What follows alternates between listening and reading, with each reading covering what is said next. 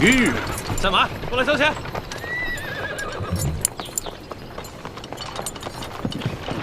慢点。怎么了？我们要过去。废什么话？到那边交钱。交钱。军爷，我们过路要交什么钱啊？要想过关，先交税钱。哦，税钱。怎么不走了？主子，这军爷说了，他要收您的过路钱啊。哎呀，过路钱，你们天天在这收吗？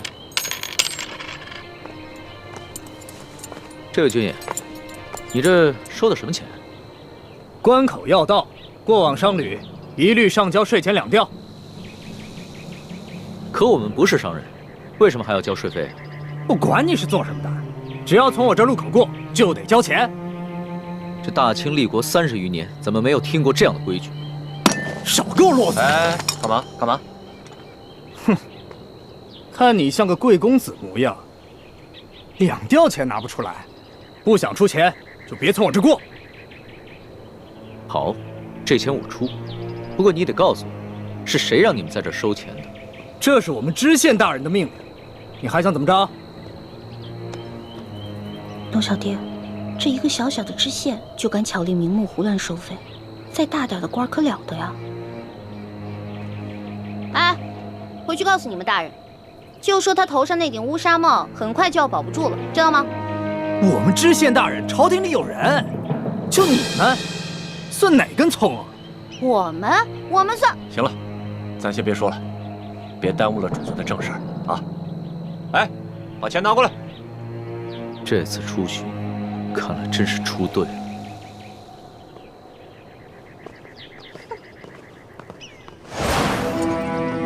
哎，进城交税。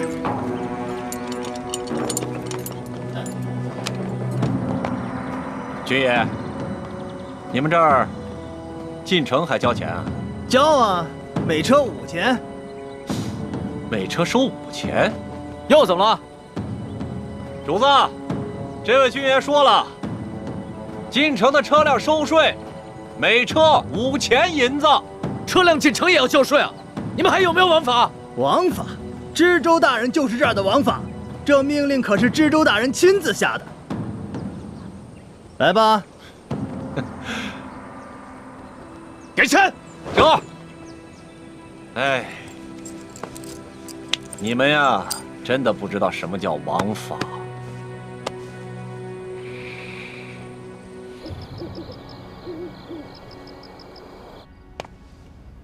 朕自入山西以来，一路所见，民多疾苦，而各地方官各自为政。朕一日行100余里，竟连遇3处关口，巧立名目收取税费。过往商旅都被迫缴纳所谓道路修补款项，贪污之风可见一斑。念及民生之苦，朕实不能寐。老大，都记下来了吗？放心吧，全记下来了。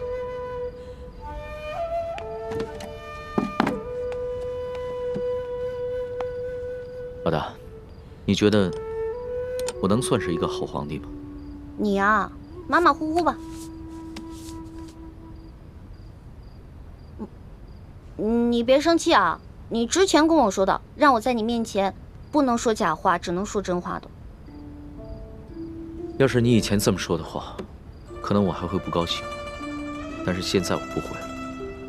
你说的对，我确实只是一个马马虎虎的皇帝，离一个好皇帝还差得远呢，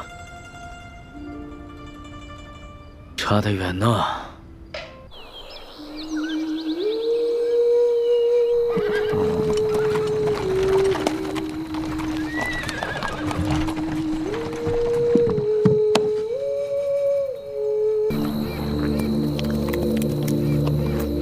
主子，这口井也是干的。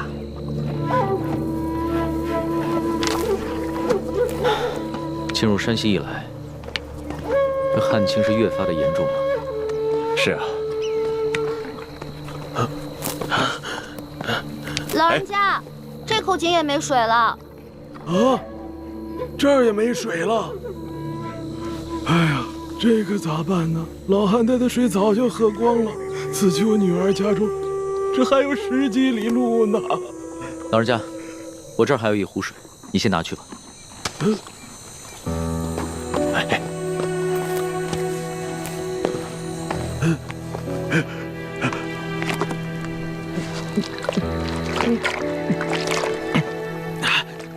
多谢，多谢。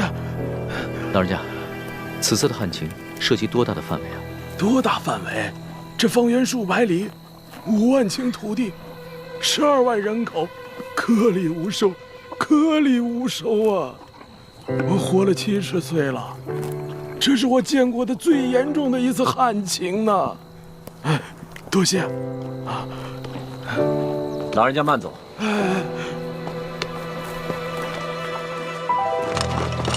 主子，启禀主子，这个小村庄有几十户人家，房子都挺干净的，咱们借宿没问题。只是这村子人烟稀少，好多房子都空着，显得有些诡异。为什么？这些民房都好好的，有一些一看还是新翻修过的，怎么会没人住呢？是啊，房子是挺新的，就是没人住。也许这儿不久之前遭过匪患吧。这户院子里倒是有炊烟冒出来，应该有人，我去看看。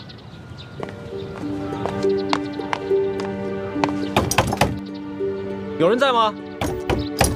官爷不必再催了，老夫就是死也要死在自家老宅子里。不是官爷啊！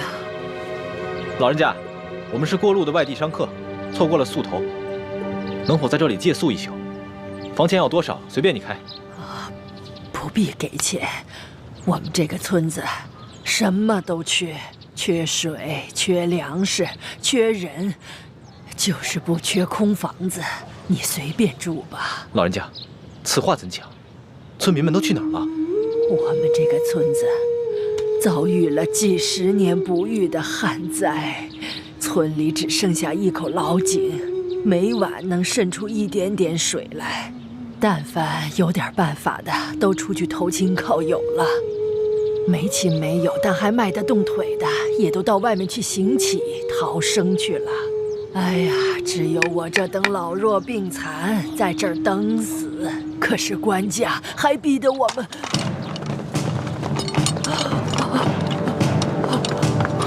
快，保护主子！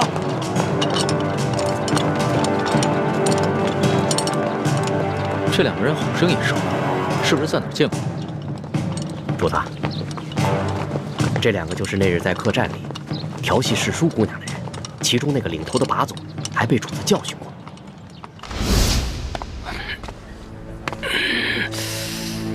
怎么回事啊，老杨？这还是个高手呢。吃瘪了吧？哦，干什么？我问你干什么？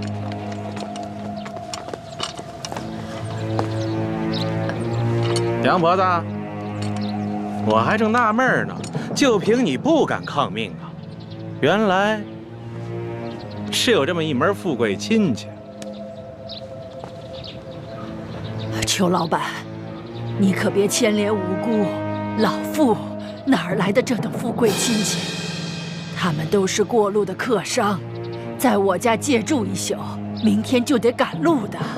路过的客商，让我瞧瞧。哎，咱们是见过的是吧？啊？哟，姑娘，你也在这儿呢，真是缘分呐！你是谁啊？我根本不认识你。你还好意思说呢？那是在客栈喝醉了闹事，他就是被我教训的那个。哎呀，羞死人了！原来你还是个朝廷命官呀！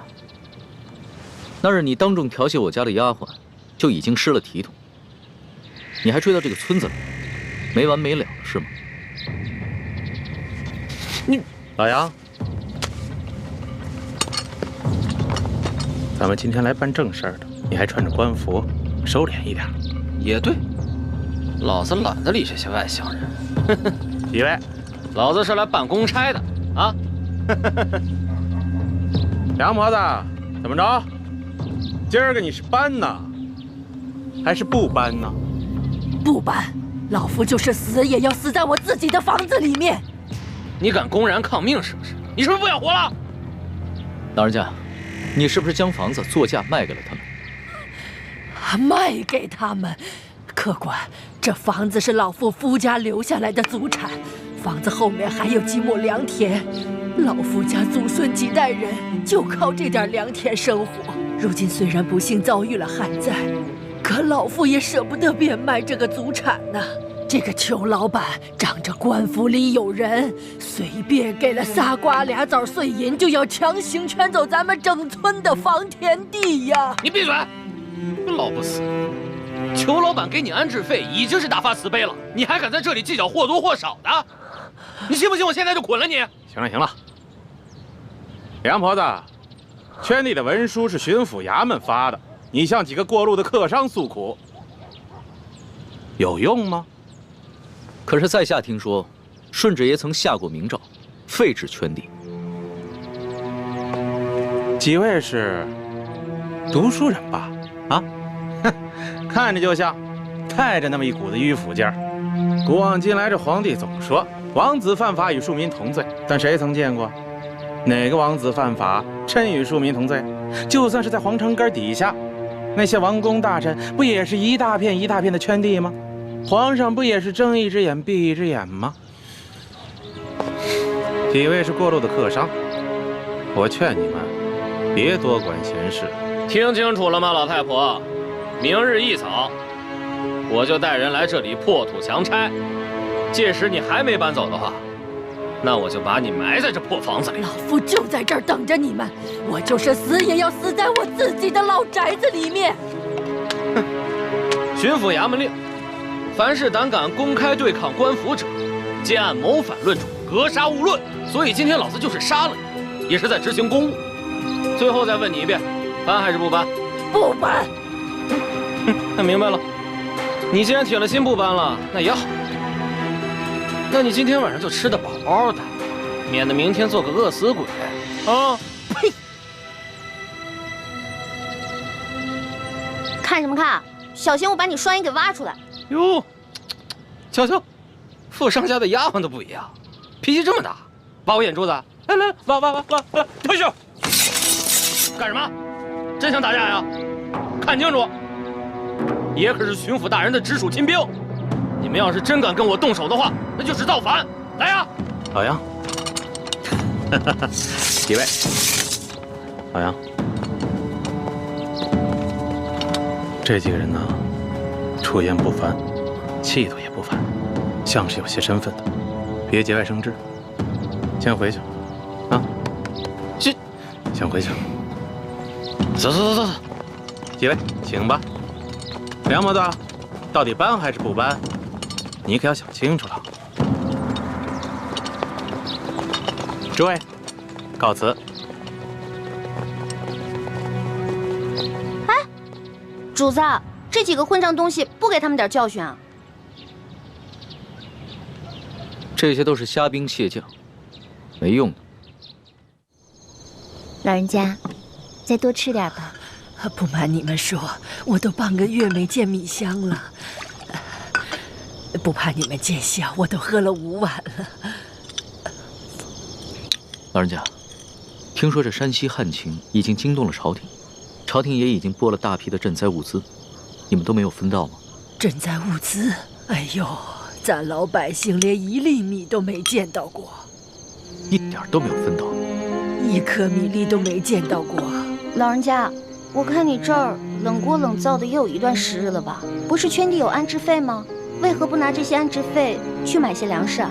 别提安置费了，姑娘啊，不瞒你们说，就我们这样的地，按理来说，好歹1亩也值4、5两银子，可是上面他们只肯给1两啊，而且层层盘剥下来，有些关系的、运气好的，也只能拿到几钱呢。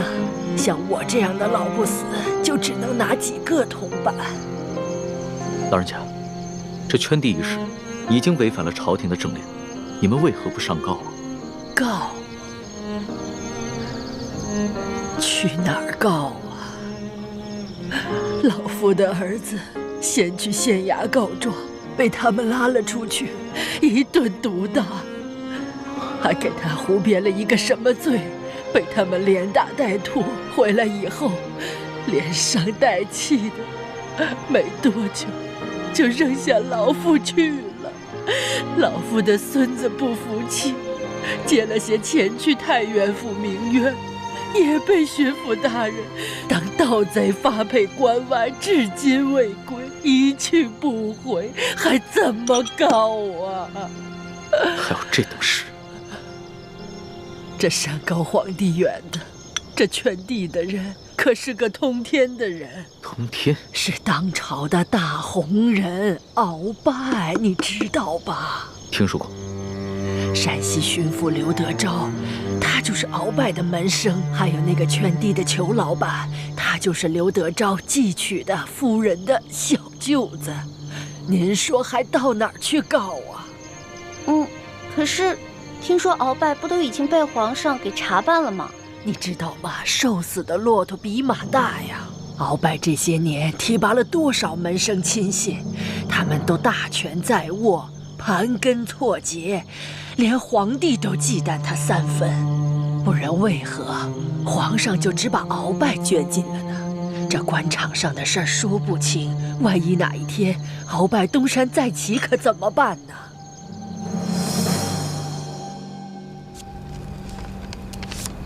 好了，主子，今天的见闻全都记下了。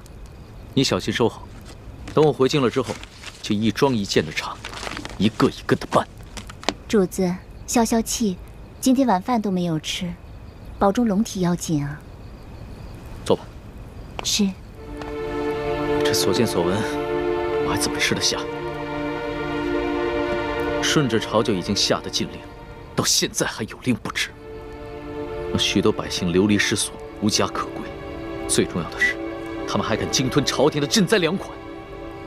你爹爹的密奏，所言非虚啊。主子，那咱们可得小心了。听说这山西官场，鳌拜残存的势力不可小觑，他们掌握的地方官兵足有上万。万一他们知道了主子在微服私访，起了歹心，可了不得。小不忍则乱大谋，只能暂且忍着了。可是，他们明早就要来强拆了，这些百姓们该怎么办？那个叫杨八狗的，还有刘德昭新老婆的那个小舅子裘贵吧，他们一个个都是心狠手辣的角色。如果咱们一走，那几户宁死不搬的村民不得被他们活活给弄死啊？不会吧？这村子里还有几户人家10几口人，我不相信他们敢全都杀了。主子还别不信，我在山东行医的时候也遇到过类似的事情，也是有几户村民不肯搬迁，那圈地的是鳌拜府上管家的表弟，直接派人在半夜里放了火，却推说是他们自己不慎烧了房子。那几户家人当中，有几个性子烈的，想要上京告御状，却在半路上被一伙身份不明的歹人给杀了，案件至今未破。啊，老奴老家也发生过这样的事情。那不搬的一家5口被灭门，却推说是得了瘟疫，其余人也都是敢怒不敢言。那怎么办呀？咱们可得救救他们呀，不然咱们走了，这些老百姓不得被那些豺狼给吃了？可现在出现伤势危急，我必须尽快赶过去看一看，听他详细汇报山西官场的情况。只有掌握了足够的证据，才能把这些豺狼一网打尽。那我们就眼睁睁看着这些豺狼把人给吃了吗？哎，石树姑娘，现在主子的安危是最重要的。这俗话说得好，强龙不压地头蛇。主子您的身份是万万不可暴露的。这样吧，待会儿我们进村查一下，然后再做打算。哎，主子，您瞧，那户人家好像有人哎，你听，他们好像刚生完孩子。只可惜，明天一早就得拖家带口背井离乡。可怜的孩子。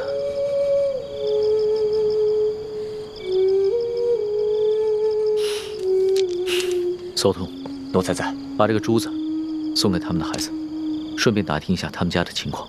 这。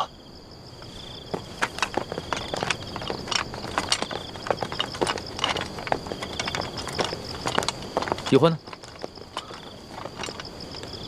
刚刚还在我身后呢。这丫头又乱跑。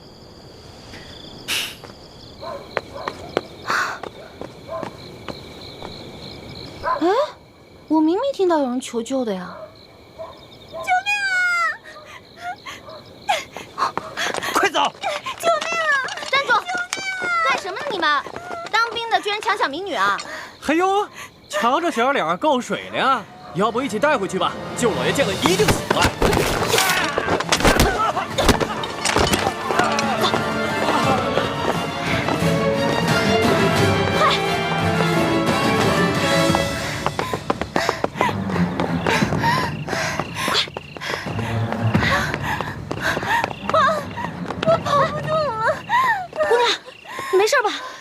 上来了！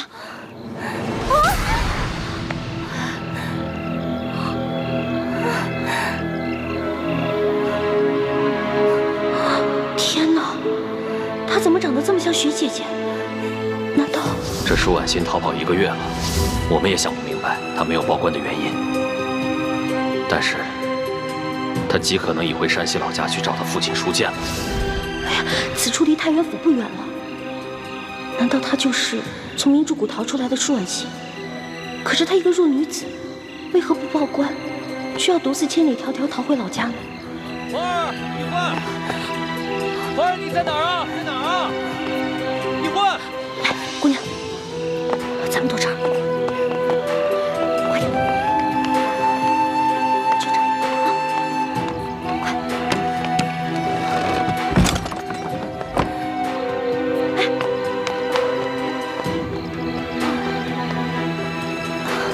姑娘，没事吧，姑娘？一焕，花儿，一焕。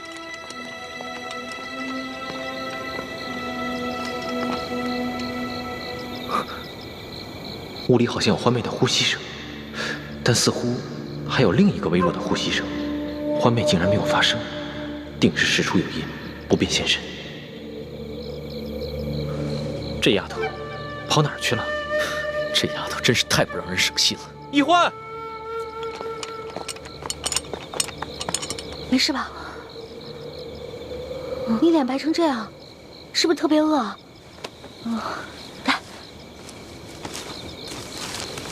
姑娘，吃吧。啊，谢谢。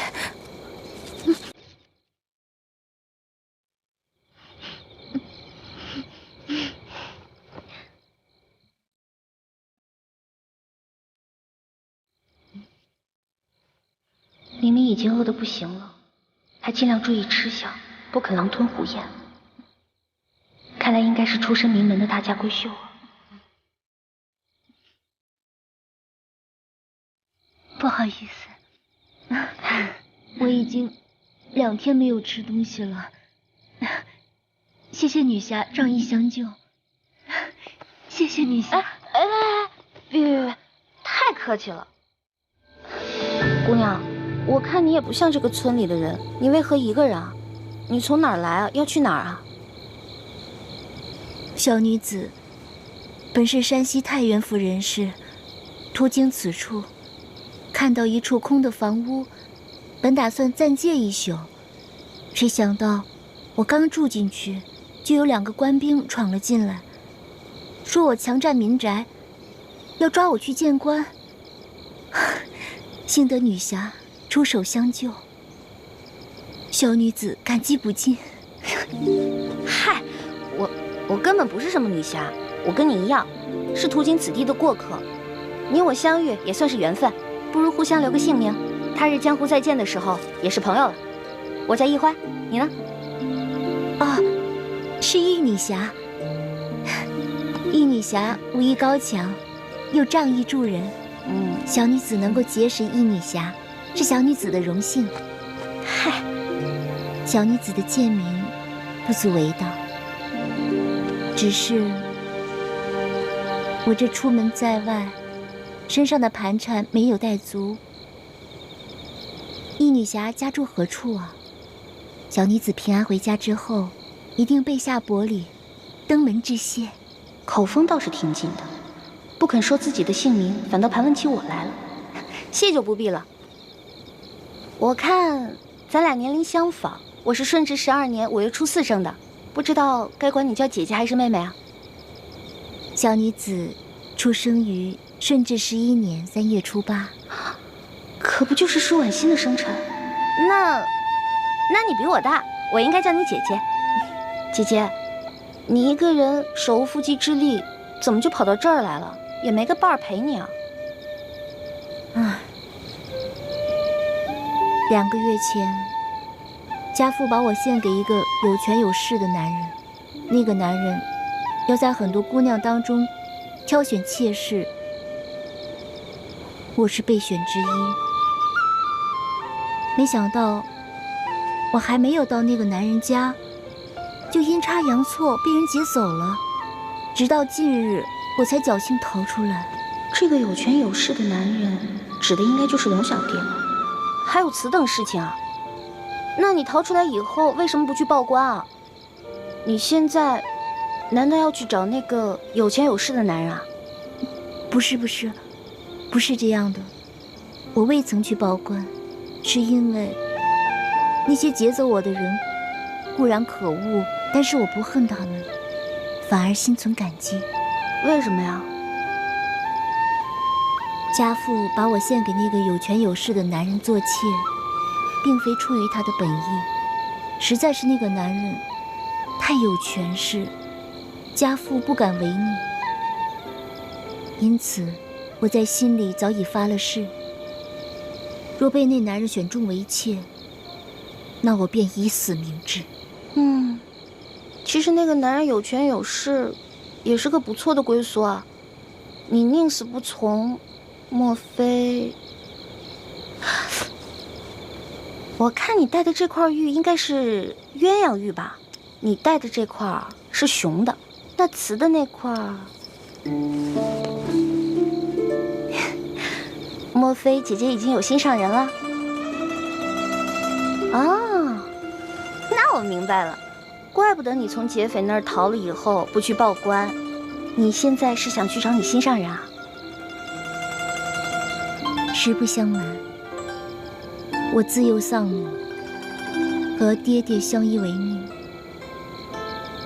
我是真的想在我出走之前，悄悄回一趟家，去看看家父最后一面。他说去看家父最后一面，然后就私奔。那如果他发现他爹快死了，那他肯定就忍不住露面了，这不就麻烦了吗？这院里有人！嘘，一群窝囊废，这事儿还得麻烦我。行了行了，想不到这姓杨的居然能听出我们的呼吸声，那我肯定应付不了，不如叫救命吧。不行啊，要是这样就惊动了龙小弟和索额图，那就更糟了。姐姐，我们躲到那边去吧。走。好。快。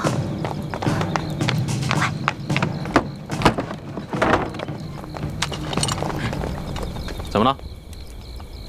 这边，快走，跟上。这边，在那边，追！站住！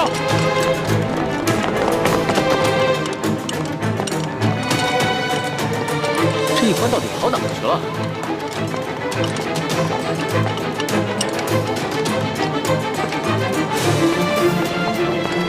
站住！姐姐，姐姐，没事吧？别动，别动！你们干什么呀？不干什么，来啊，拿下带走。是。等会儿，你不是？哎，老杨，哎，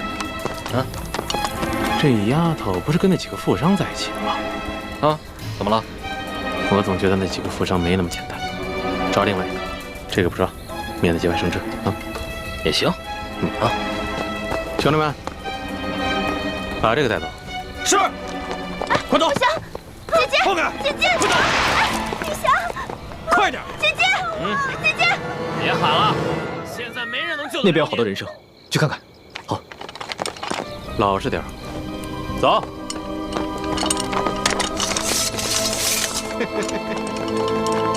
小妮子，没看出来还是个练家子。之前是不是把我的兵给打了？你脾气还真是烈呀！不过爷就喜欢骑烈马。之前你不是说要来挖我的眼珠子吗？现在看来，只能是爷挖你的肉了。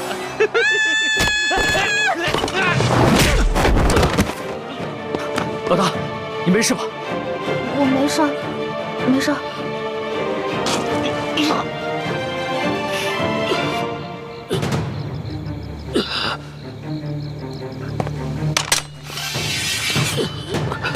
你们别乱来，我可是朝廷命官。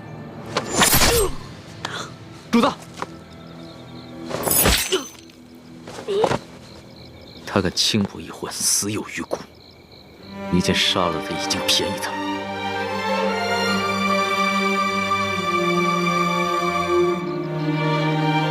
这还是我平生第一次亲自动手杀人。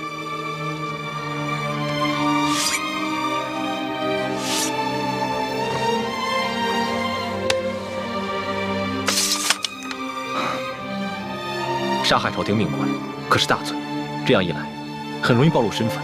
杀了就杀了，想办法善后。这三更半夜的，你到处跑什么呀？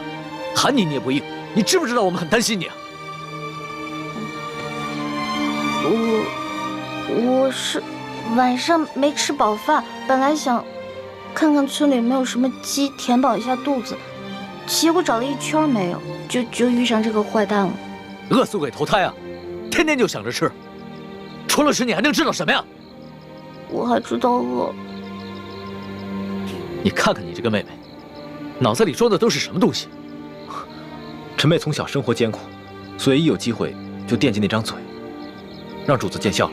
我知道，你们曾经都吃了不少苦，但现在跟了我，会保你们一世荣华富贵，再不受半点苦头。谢主子恩典。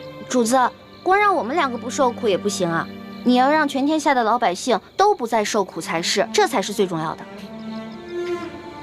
我知道，我的老大虽然贪吃，但不贪心，更不自私，心里边天天装着天下百姓，真是我的良师益友啊！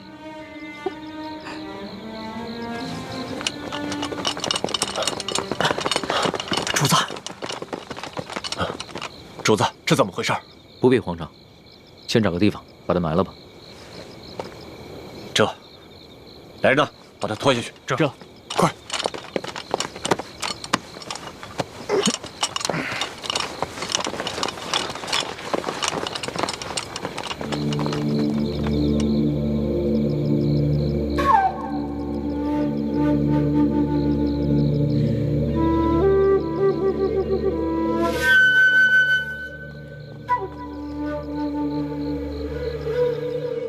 主子，那个杨八总的尸体，我已经在外面埋好了，同时奴才安排了人手守住了各个路口，现在连只苍蝇也不会再飞进来了。办得好。对了，再有人来打探消息的话，先不要杀掉，悄悄把他们拿下，找一个地方关押起来，到时候他们也是人证之一。这，还有，这村子里边剩下5户人家11口人。但他们全都是老弱病残。左土，挑几个可靠的人去找一个安全僻静之地，务必在天亮之前把他们全部转移。这，哦对了，他们都是老弱病残，就把我那辆马车拨给他们。这，马三，我们走。这，咱们也都准备一下，天一亮我们就要离开这个院子。主子，这才3更天，你先回屋休息吧。等我们收拾好了以后，再叫你出来。好，明儿再赶1天的路，就能见到书剑了。到时候肯定有很多事情要等着我处理，所以啊，我是应该好好养养神了。那我给您点一炉安魂香吧，不然你睡不好，又该胡思乱想了。不容易啊，会体贴人了啊。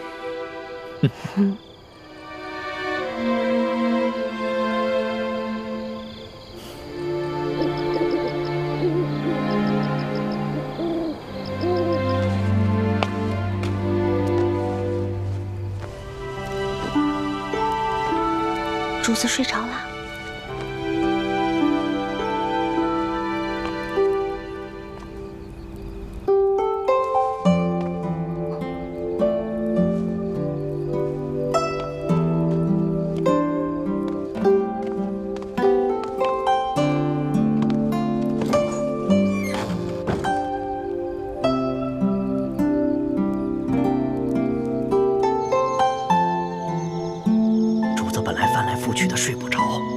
闻了你一个什么香，马上就睡着了。你说，到底给主子闻的是什么香？就是普通的安魂香，您放心吧，对身体无害的。真的？真的，叔父，我怎么可能骗您啊？哎呦，你就不要再叫我叔父了，好不好？咱们最好是永远都不要认亲。哎呦，易欢，我求求你了，你千万不要对主子有什么不好的心思，更不能想着要去害他，否则连我都活不了了。哪有？我怎么可能害我的龙小弟呢？我也绝对不允许任何人害我的龙小弟的。你说的话，我也不知道是该相信还是不该相信。但是我告诉你啊，我伺候过3个主子，咱们现在的主子是最好最好的一个。哎，你不是说过要为什么？要为天下苍生、黎民百姓着想？哎，是不是这么说的？那你就更不要想着使什么坏心思，更不能害了主子，也不能连累我。哦，也不知道当初是谁帮着鳌拜给皇上一直下毒。那不也是迫不得已吗？再说鳌拜呀，也没有想害了主子，给主子下的药呢，主要是想扰乱他的心神，让他不能理朝政。可你们……哎呀，我们要想害他，在宫里早就害他了，何必等到现在呢？叔父，你就放120个心吧。说好了啊。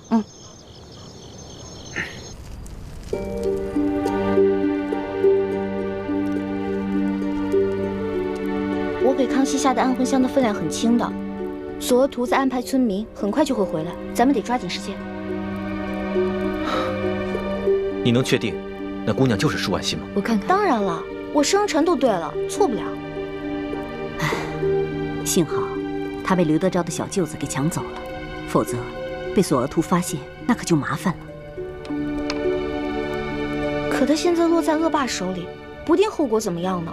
咱们得去救他。都什么时候了，你居然还想着去救舒婉欣，怎么敌友不分呢？六师傅，他不是咱们的敌人，他是无辜的。他威胁到咱们的大业，那就是我们的敌人。可是你这话说的不对，六师傅。怎么不对了？我们替先帝报仇，光复大明，那才是大是大非。这些小事情根本就不用计较。六师傅，易欢说的没错，舒婉欣必须得救。他从明珠谷逃出来以后，一直没有报官说出自己的真实身份，是想着悄悄和自己的心上人私奔。但眼下他落在了刘德昭小舅子手里，为了自保，他很有可能说出自己的身份。刘德昭知道真相后，必定会上报朝廷。那样的话，倾城的身份也会暴露。可我们眼下怎么救呢？我们亦不熟悉路线，又不知道他们把人抢到了何处，而且这天就要亮了，实在是来不及啊。这样吧，一会儿我装病，留下来和那些村民一起去休养。等你们走之后，我就会悄悄地去找舒婉欣。如果她没有暴露身份的话，那我就会把她救出来，并把她送到明珠谷。倘若她暴露了自己的身份，那我只能杀了她，和所有知情的人一绝后患。六师傅，你不能这样。如果这样滥杀无辜的话，跟当年清军杀无辜的老百姓有什么区别啊？欢儿，你怎么跟六师傅说话呢？师傅，你别生气啊。一欢他就是这样，说话不知轻重。我看要不这样吧，如果这个舒婉欣说出了自己的真实身份，那六师傅就把那些知情人士杀了，留舒婉欣一条命，把她送回明珠谷就是了。是啊，六师傅，那些狗仗人势的东西本来就死有余辜，杀了也算是替天行道。但是舒婉欣是无辜的，我们不能伤害她。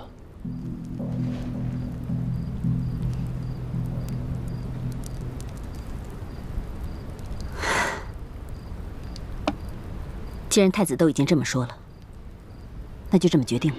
谢谢刘师傅。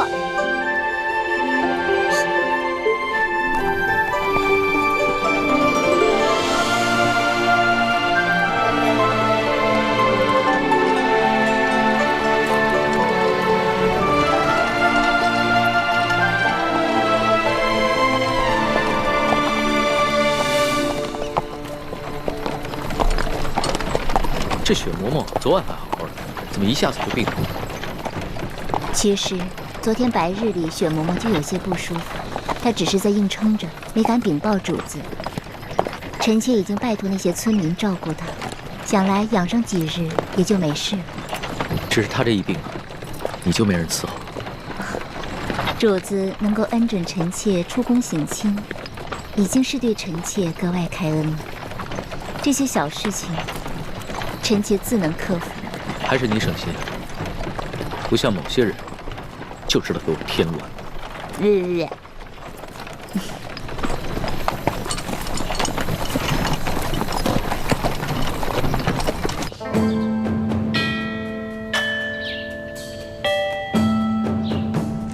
左徒派人送来了密奏，说皇上已经进了山西境内，应该很快就能悄悄地见到书剑了。这是皇上第一次微服出京，只愿皇上能托皇祖母的福，顺顺利利、平平安安的就好。玄烨他是爱新觉罗的子孙，他若是只在紫禁城的方寸之间长大，他怎么能够管好这万里江山？让他出去历练历练也好啊。纵然会有一些波折意外，但皇上乃天子之命，也必定能化险为夷。皇后不必太过担忧。妾身别的倒不担忧，只是不放心这李氏兄妹二人。你放心吧，哀家再三的嘱咐索图和李德福，让他们盯牢了李氏兄妹。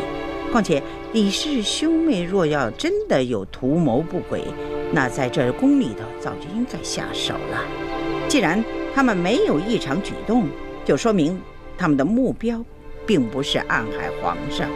此次山西之行也能让皇上和我们大家都能看清楚，这李氏兄妹值不值得信任。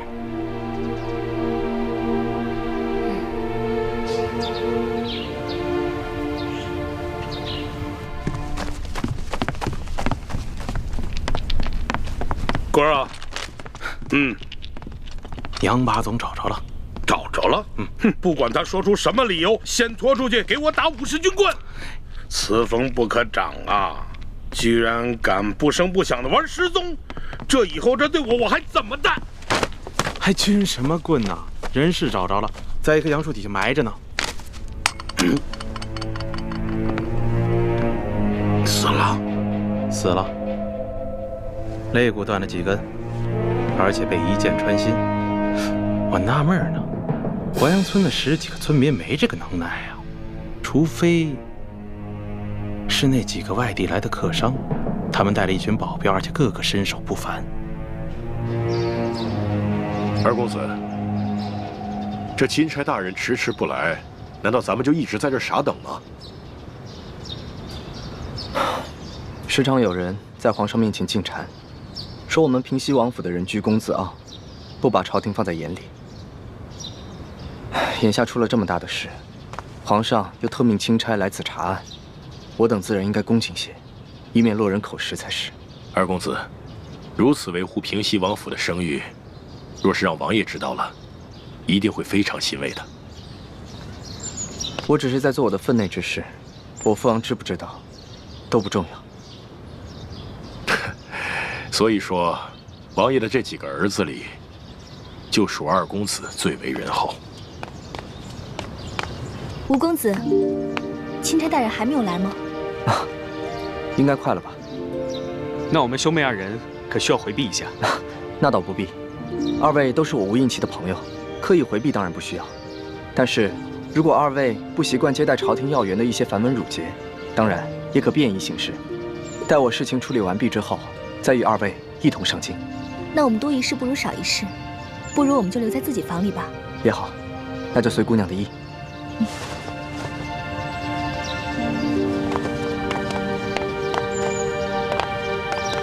秋贵啊，你的意思是说，杨把总是被这几个客商所杀？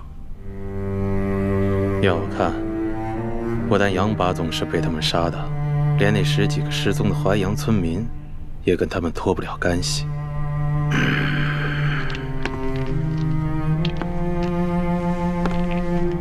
老爷，我看这几个客商身份可疑，行踪诡异，您是不是得派人去查一查，他们究竟从何处入我山西境内，又去往何处，有什么来头？香娥，卑职在。此事就交由你去办。卑职遵命。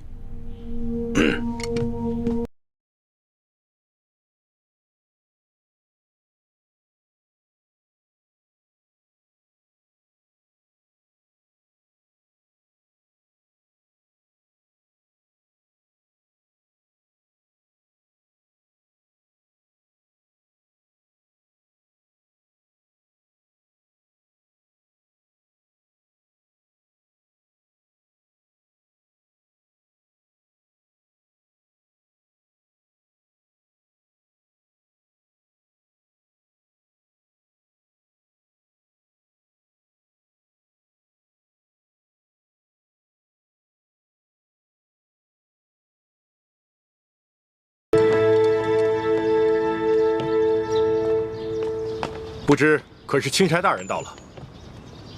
正是。2位是？卑职乃平西王麾下副将石青红。这位是我家2公子。你说的不错，这位就是钦差大人，姓龙，龙大人。吴应奇参见钦差大人，大人辛苦了。2公子果然是风神如玉，真是一表人才啊！是，虎父无犬子啊！钦差大人过奖了。啊，对了，2公子，这皇上特意命我悄悄护送丽嫔出宫探望舒大人。吴应奇拜见丽嫔娘娘。免礼。此事切勿声张，就我们几个人知道。卑职明白。舒大人现在的情况怎么样了？至今一直昏迷未醒。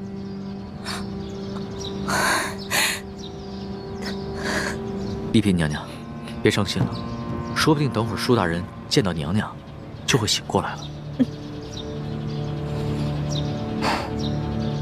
秋贵啊，你说这几个村民怎么会无缘无故的失踪了呢？而且这些剩下的村民皆是一些老弱病残，你说他们都去了哪儿了呢？要说他们杀了杨把总，是因为杨把总调戏了那个客商的婢女，他们失手杀人再埋尸，这说得过去。可是为什么要带走那10几个村民呢？这不合乎情理啊！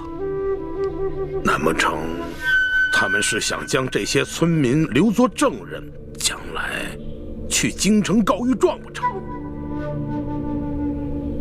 有这个可能。淮阳村的梁老婆子一直都是个刺儿头。哎，你想啊，他儿子告状被咱们给弄死了，他孙子接着告，咱们给他发配关外，他能跟咱们善罢甘休吗？而且就这么巧，那几个客商就投宿在他家里，他肯定没少说咱们的坏话。说，还有脸说？消消气。既然知道这个老婆子是个刁妇，为什么早不处理啊？留下如此之祸患？我哪知道啊？他一个老婆子风烛残年了，有上顿没下顿，能活几天呀？谁成想半路杀出个程咬金，跑出这么几个客商来。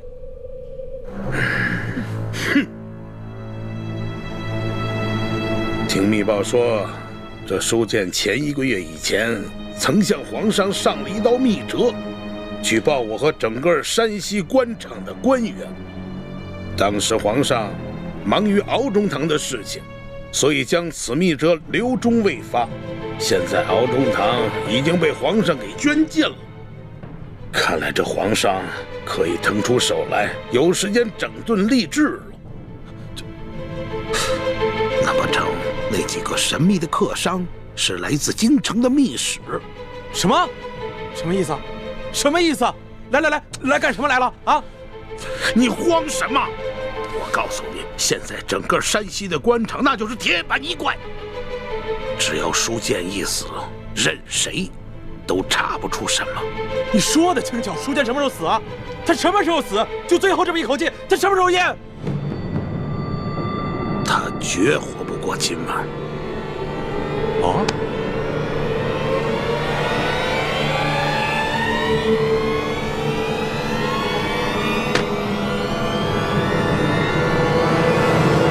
龙大人，您陪着丽嫔娘娘先去探望舒大人，卑职带着手下把这驿馆里里外外都搜查一遍，布置好安防。好，去吧。这，走。丽嫔娘娘，龙大人，这边请。娘娘。二公子，二公子，刚刚我家老爷醒过来了。当真是皇恩浩荡啊！这丽嫔娘娘和钦差大人一过来，舒大人就醒了。看来真是被本钦差给说对了，舒大人一定是知道丽嫔娘娘要来探望他，激起了他的求生欲望，所以他就醒了。多谢大人吉言，这都是托了皇上的福。二公子，那就请带路吧。是。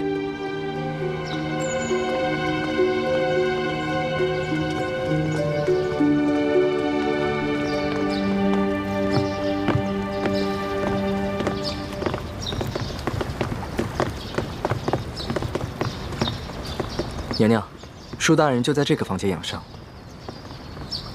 哦，对了，皇上有一封密诏要我单独交给舒大人，有劳二公子先行回避一下。啊，好，那我等告退了。嗯。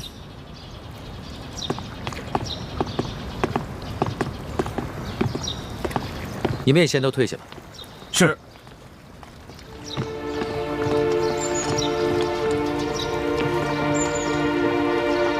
一欢，你们三个就先在门口候着吧。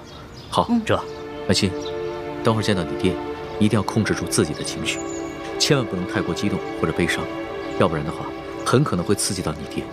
这样的话，他的伤势很可能会更加严重。是，臣妾遵旨。进去吧。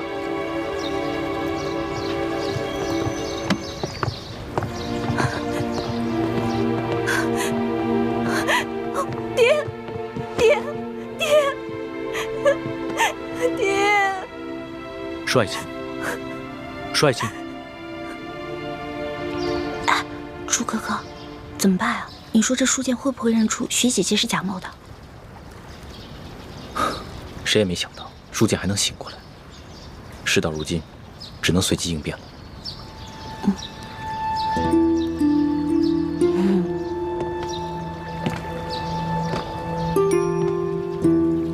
你们两个在悄悄商量什么？什么都没说。我明明看见你们两个在悄悄商量。你们一定有企图，我可告诉你们，我在这宫里30多年，好不容易才有今天，你们两个可不能让我连紫禁城都回不了。叔父放心，我保证，你跟康熙都能平安回京。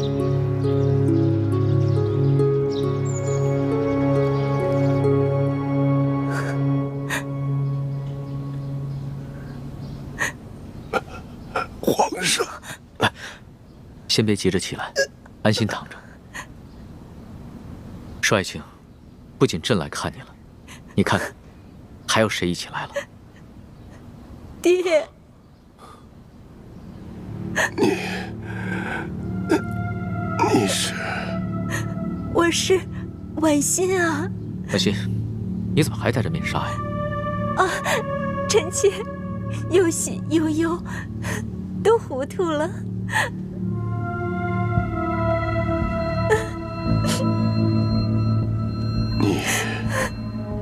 你是婉欣？真的是婉欣？你怎么来了？舒爱卿，朕知道你只有这么一个女儿，所以啊，朕特意带她来一同探望你。临出宫前啊，朕已经封婉欣为丽嫔了，入主永和宫。谢主隆恩。婉欣啊，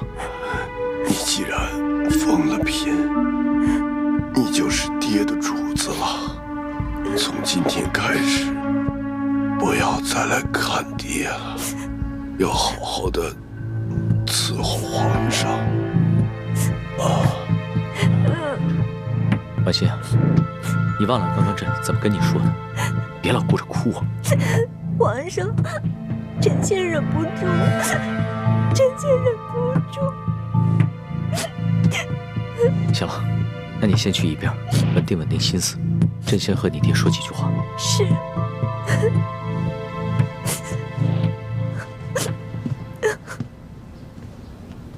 说爱卿，朕这一次千里迢迢赶来，一是为了核实你密奏中的几件大事，第二是为了亲自调查你遇刺，你到底是被谁所刺？为什么他们要行刺于你？他们是不是因为知道你给朕上了密奏，想要灭口？不是灭口，是想要金钥匙。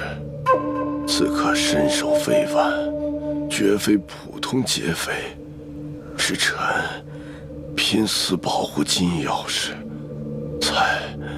才被打成了重伤。那你这么说的话，凶手应该已经知道了金钥匙的秘密。你能不能认得出来，他们的身手到底是出自哪里？不知道，臣只知道，在事发的前一天晚上，平西王府秘密的派了个人来。舒爱卿，婉心，快倒水来。是。舒爱卿，舒爱卿。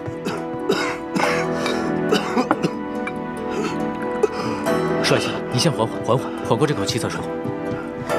爹，来，喝口水来，小心。再来一口。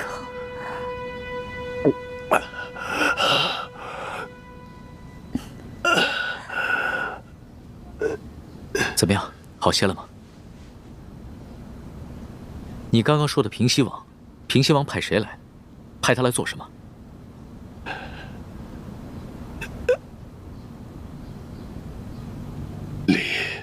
丽嫔娘娘，你怎么瘦了这么多，下巴也变尖了？爹，女儿是思念您啊。虽说皇上对臣妾特别好，可是女儿每每想到爹爹您岁数大了，身边又没一个知冷知热的人，女儿这心里就放不下呀。可是你这眼神跟从前也不一样啊。爹，您糊涂了，女儿已进宫数月，哪能跟在家里当姑娘时一样啊？面色怎么也变了？这连日来赶路，女儿染了风寒，吃几副药就好了，爹爹不用挂心。啊！爹！舒爱卿，舒爱卿，舒爱卿，李太医，李太医，主子怎么了？你看看，舒爱卿晕过去了。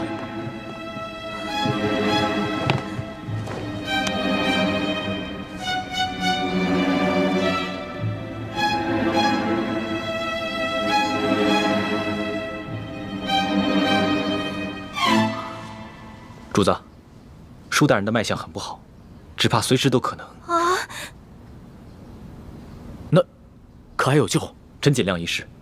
只是舒大人本就重伤未愈，又元气大伤，好不容易见到了主子，还有丽嫔娘娘，难免心情激动，多说了一些话，自然便撑不住了。至少3日之内，不宜再让他受到任何的刺激，更不能让他说话，否则再次耗损元神，恐怕就无力回天了。知道了，你先去煎药吧。臣遵旨。丽嫔娘娘，主子，要不然咱们也先出去吧，让舒大人好好在这儿静养一下。李德福，你留在这儿，亲自照顾舒剑。这。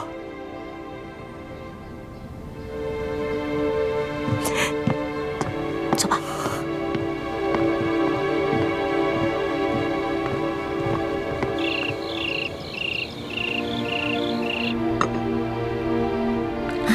真没想到，这个书剑受了那么重的伤，居然还能发现我跟舒婉欣的细微不同。多亏我在他的水里下了迷魂药，把书剑迷晕了。婉欣，快到温水了。是。舒婉欣，舒婉欣。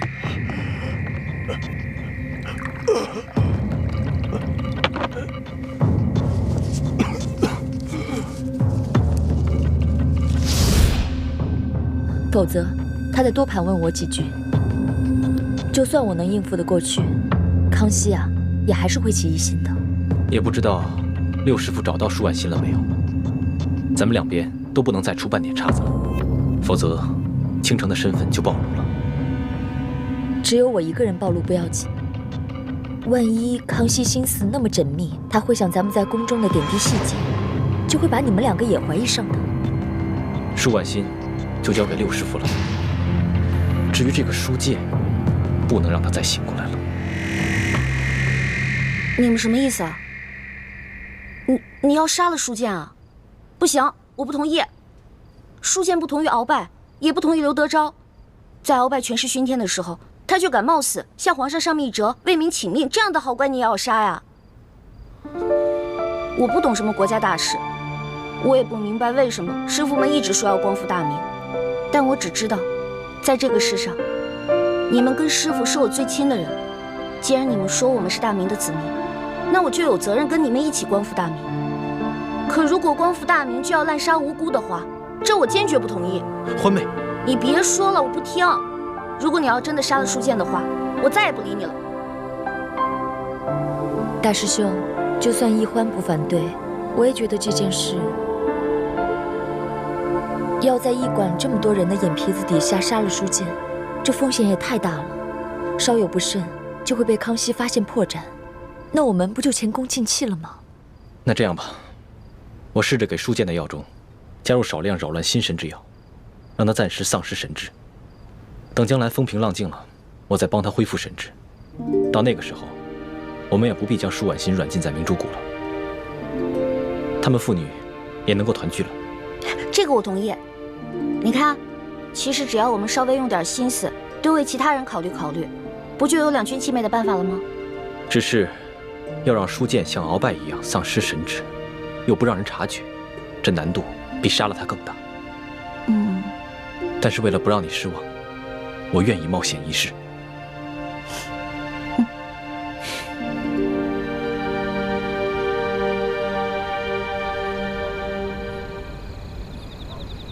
二公子，本钦差听舒大人说，就在案发的前一晚，平西王爷曾经派人来找过你。不错，事发前一晚，我父王确实派人来找过我，只因为我等刚出云南境内，就遭遇了一股劫匪。不仅我父王进贡的一些云南特产，还有一些值钱的财物，全都被劫匪给劫走了。哦，我父王十分震怒，所以就派人过来追问详情。我与石副将把情况禀报清楚之后，他们就返回滇都去复命了。怎么了？龙大人有什么疑问吗？啊，没有什么疑问，本钦差不过就是随口问问罢了。不知钦差大人还有别的要问的吗？没事。那卑职先行告退了。好。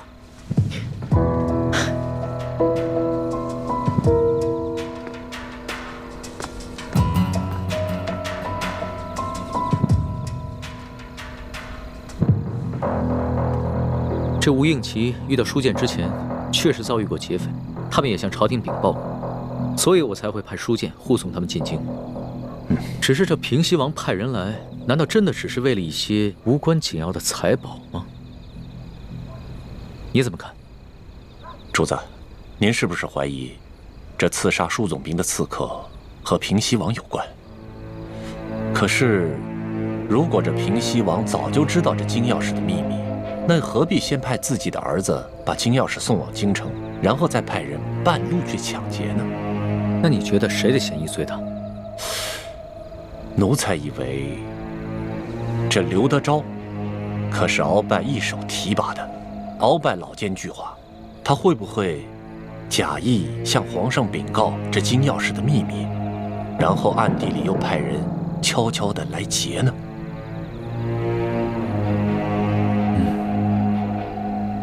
主子，主子，书剑大人他没了。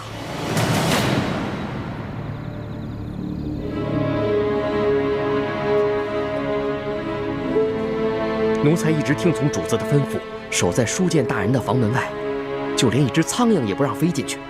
可是刚半夜的时候，奴才就腹内疼痛，我等不及换班的人来，就去了趟茅厕，前后才一盏茶的功夫。等我回来，舒大人他就……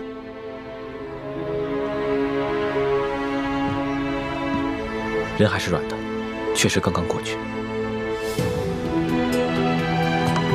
父亲，父亲，父亲！娘娘，娘娘，钦差大人还在旁边呢。爹，父亲。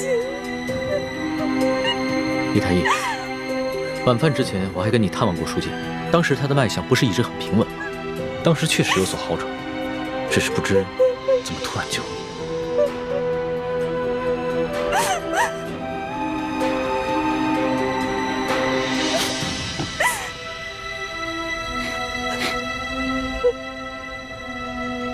怎么了？有什么发现吗？舒大人身上有一股辽山参的味道，但是卑职所开的药方中并无此物。辽山参，此药有毒吗？此药无毒，但舒总兵重伤之下命在旦夕，此时用大补之药，反倒成了他的催命符。所以你的意思，舒大人是被毒死的，是吗？可以这么说。舒大人冒死为民请命，如果还有人毒害他，那这个人就是是非不分、丧心病狂了。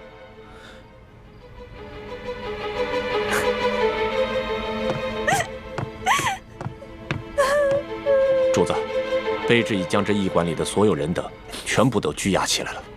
好，你先分别询问，只要是有可疑的人，全部都带到大厅来，待会儿我亲自审问。这。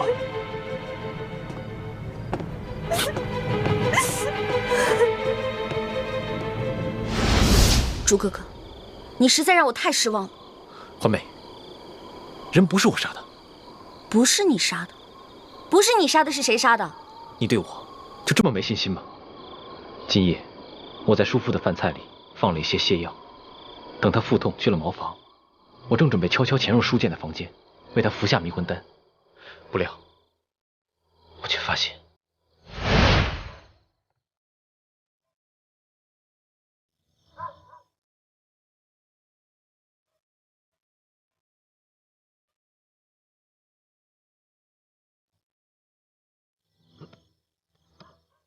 哦，肚子怎么这么疼啊？哎呦，大家换班的人怎么还不来呀？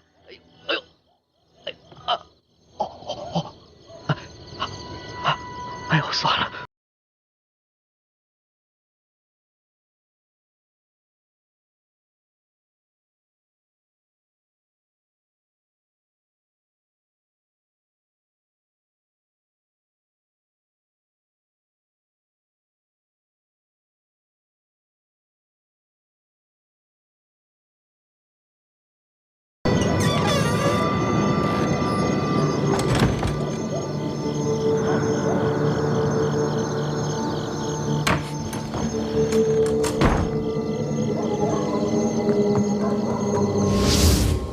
你是说有人抢在你之前杀了舒剑？没错，而且那个人我们都认识，是这个驿馆的驿丞。驿丞？驿丞为什么要杀舒剑啊？你就这么不相信我？康熙说什么你都信，偏偏我说什么你就不信。不是朱哥哥，你先别生气啊。现在听你这么一说，我心里的石头落地了。知道吗？如果你为了光复大明，变成了心狠手辣、不择手段的人，那样我会很难过、很失望的。你放心，光复大明是我一生的责任，我无法逃避，只能全力以赴。但是在我心里，永远把你放在最重要的位置。你的朱哥哥宁愿死，也绝不会让你失望，让你憎恨。朱哥哥，你能不能别这样看着我呀？你跟我说的这些话让我觉得压力特别大。你不要觉得有压力，这是我对你的心。至于你对我的心，都听听你的意愿，我绝不勉强。你说那个奕成为什么要杀舒剑啊？早不杀晚不杀，偏偏这个时候杀他。我也不知道。康熙已经命索额图挨个审问所有的人。我虽然没有办法出面拆穿奕成，但这个小小的驿馆，早就被索额图所带领的大内侍卫在暗中包围，外人根本无法进入。要想查出在夜间行迹可疑之人，并非难事。糟了，这樊姐姐叶哥哥还在驿馆当中呢，他们会不会被索额图当成疑凶啊？小师妹，我们没事，放心吧。叶哥哥，没事就好。小师妹，大师兄，我们又见面了。叶师弟，你送给欢妹的金手镯很好看，我替她谢谢你。我本来想让她把那手镯戴上，好歹别辜负了你一片心意，但她自己不愿意戴，所以……叶哥哥，我现在的身份是钦差大臣的丫鬟，所以我身上不能带贵重的东西。不过你放心吧，我把那个金手镯已经好好的收藏起来了。不带就不带吧，收好就行了。大师兄，索额图已经找我们问过话了，有吴应奇作保，他也不敢为难我们。那就好。如果不出所料的话，康熙应该很快就会查出是奕成下的毒。不，真正毒死舒剑的不是奕成。舒剑伤情好转，肯定是吴应奇和石青红不愿意看到的。而正巧师姐的房间就在石青红和吴应奇的对面，所以今天晚上我也让师姐多留意一点他们那边的动静。我一直观察着对面的房间，结果发现石青红悄悄从房间溜去。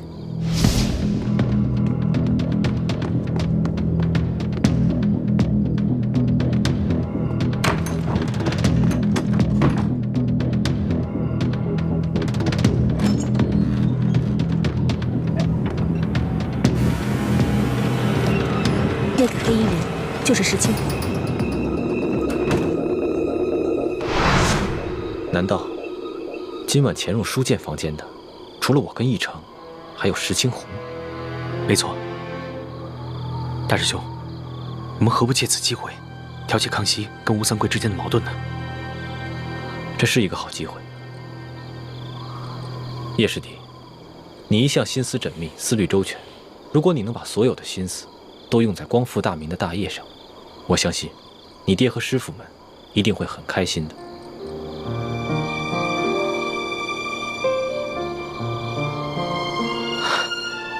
我知道了，大师兄，我一定会抛弃杂念，一心光复大明大业。好，但愿你能说到做到。啊，此处不是说话之地。索额图已经将驿馆的人通通绑起来，等着康熙亲自审问了。我和叶师弟也得赶紧先回房间了，你们也快点去听审吧。好，注意安全。走，注意安全啊！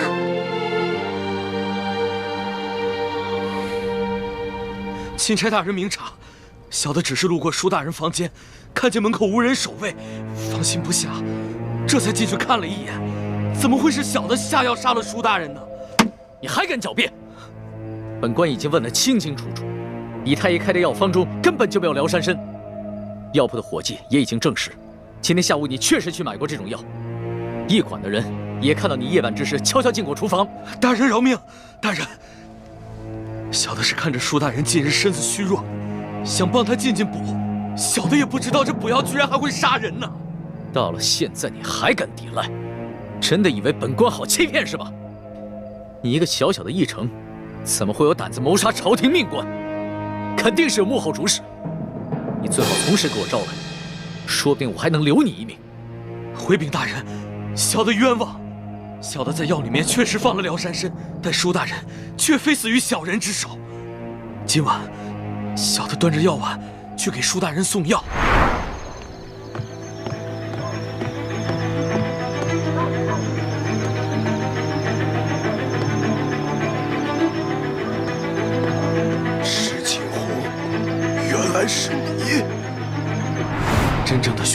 跟小人一样，是用辽山参杀人。小的听见舒大人在临死之前亲口喊出了真凶的名字，就是石青红。混账！你血口喷人！钦差大人，卑职今天晚上一直在二公子房间陪二公子下棋，这一点，二公子可以为卑职作证。不错，钦差大人，今晚石青红一直在我屋里与我对弈，直到听到舒大人身故的消息，我们俩才一起出来。钦差大人，此事非同小可。石青红是卑职的人，此事可是牵涉到平西王府的清誉。我父王历来是效忠朝廷，效忠皇上。我吴应奇也是深受我父王的教诲，对朝廷对皇上，那是忠心不二。还望钦差大人明察。二公子请坐吧，这点本官自有主张。石青红，你既是整晚都与二公子待在一起，那可有别人作证啊？房中并无他人。房间既无他人，那谁知道你是不是在包庇他呢？这位姑娘，似乎对吴某有些敌意。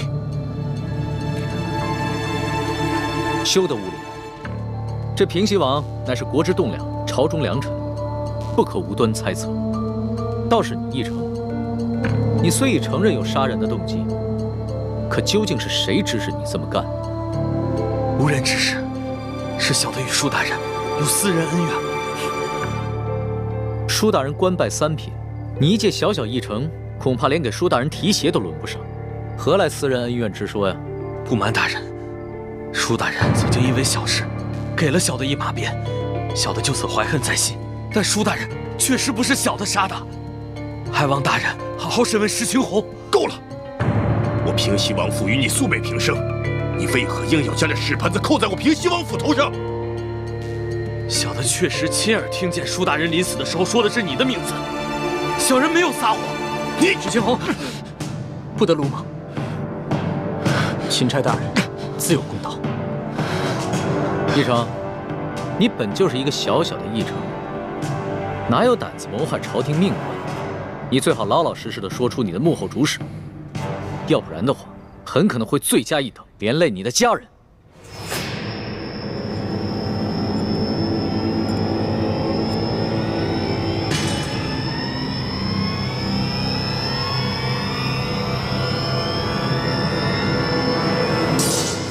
大人，小的是受人所指，可小的不能告诉你，否则小的家人就都没命了。小的有罪，可他们是无辜的。大人，就让小的以死谢罪吧。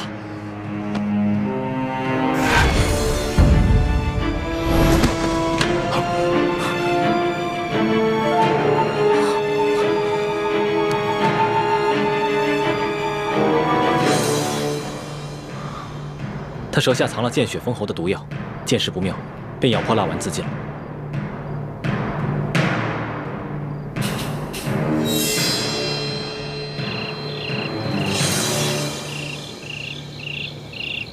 今天晚上我看见的人是奕成，但是抢在奕成前面的是石青红。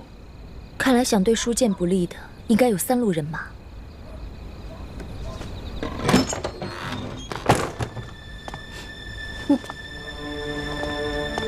主子，李太医也在啊。一嫔娘娘悲伤过度，我来给娘娘诊脉，开一些疏散之药。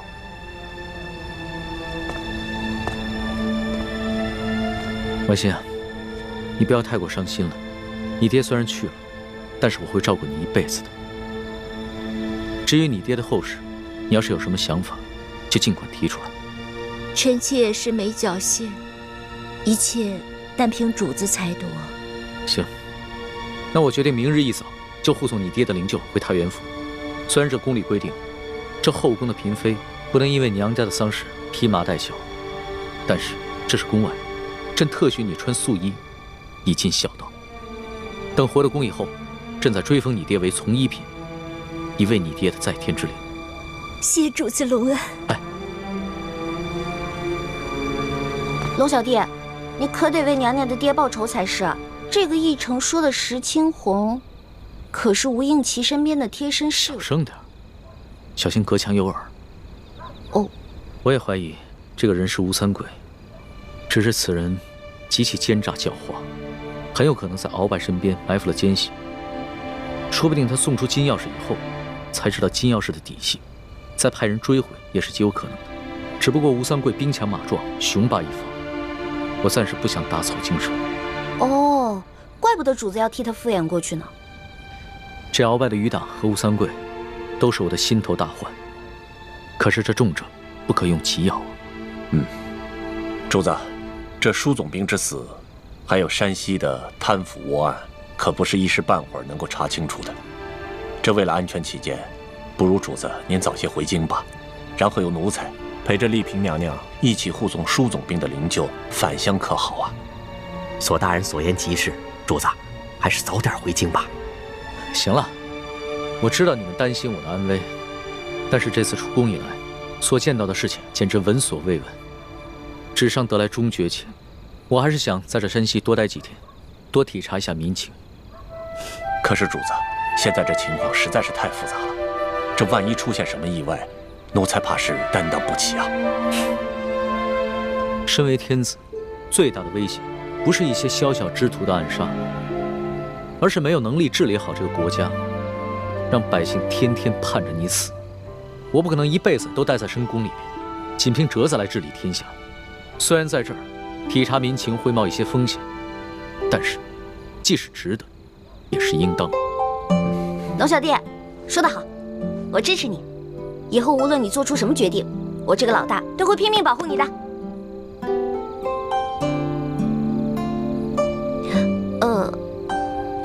反正龙小弟说过，大清吹牛不上税嘛。老大，你虽然力有不逮，但其心可嘉。你这份情，我领了。主子，通宵审案，这天都快亮了，主子还是早点休息吧，保重龙体要紧。我哪还睡得着啊？天一亮，我们就出发吧。这。